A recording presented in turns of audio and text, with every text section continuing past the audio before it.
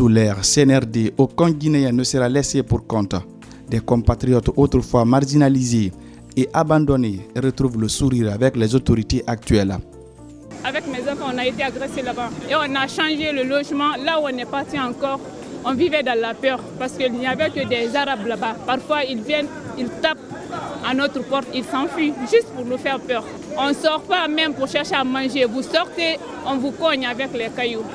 On dit quittez ici, partez chez vous. La Tunisie, c'est pour les Tunisiens. Depuis 14 février jusqu'à présent, on vivait dans l'enfer. Il y a des gens qui perdent de sortie. Lorsque tu sors, on t'attrape. Même si tu as les papiers, tu perds de sortie. On vivait dans l'enfer. On ne connaît pas quoi manger. Ils ont ordonné les bailleurs de nous chasser.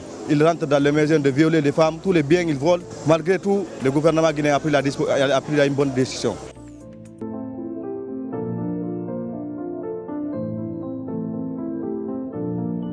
Grâce aux mécanismes mis en place pour identifier, suivre et accompagner les ressortissants guinéens vivant à l'étranger.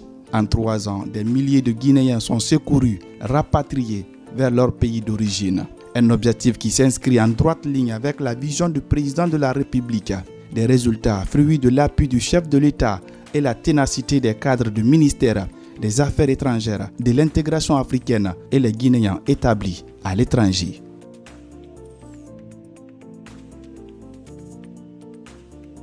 La confiance qui a été créée entre le gouvernement de la République de Guinée aujourd'hui et la diaspora, c'est une première, c'est une particularité.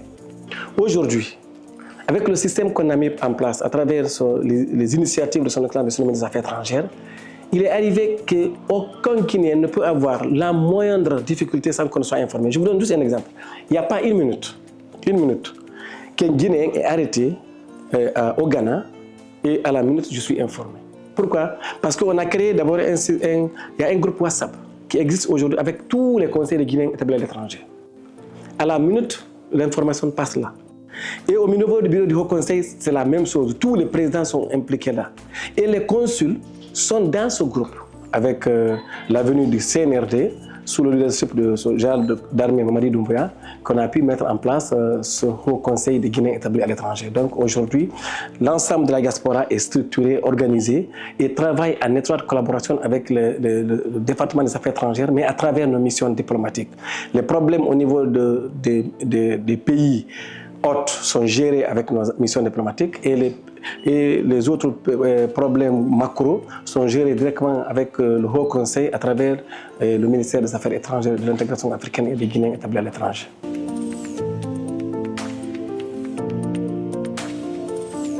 Autrefois, parcours de combattants, la délivrance et l'obtention des documents officiels pour les ressortissants guinéens à l'étranger sont devenus un lointain souvenir.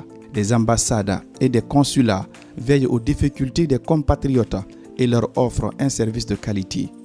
Le problème nodal de nos compatriotes, c'est comment disposer d'un document administratif légal, notamment un passeport, un extrait de naissance numérisé, une carte d'identité nationale biométrique. Par le passé, nos compatriotes venaient jusqu'à Conakry en achetant les billets, en venant rester ici 1 mois, 2 mois sans documents administratifs, notamment le passeport. À ce jour, il faut retenir qu'on a plus de 34 bureaux de pays couverts. Le ministre a instruit à toutes nos missions diplomatiques, même là où il y a un kit, c'est de faire comme c'est des kits mobiles, c'est d'aller vers la diaspora. Ce qui fait que aujourd'hui, on est à plus de 45 000 passeports qui sont produits et envoyés au niveau de nos compatriotes. 34 kits qui sont allés, qui sont déjà en utilisation. Et ces kits-là, on les fait tourner au niveau de nos grandes villes de ces pays-là pour répondre aux besoins. Donc la population, la communauté ne bouge même pas. Là où elle est, dans les grandes villes, c'est les ambassades, les missions diplomatiques qui viennent vers eux pour faciliter ce processus. Le président de la République a dit, dans ses discours, que la diaspora constitue une priorité du gouvernement. Et ce n'est pas seulement à la parole, pas du tout, c'est par les actes. Vous avez vu par rapport au retour de nos compatriotes lors de la Tunisie. À tous les retours, tout le gouvernement, en tête son excellence monsieur le président de la République, son premier ministre et tous les membres du gouvernement étaient présents. Ça, c'est une première en République de Guinée. Tout dernièrement, avec le retour des gens de l'Égypte, son excellence, le ministre des Affaires étrangères, était là avec les membres du gouvernement. C'est quelque chose qui est c'est une continuité maintenant.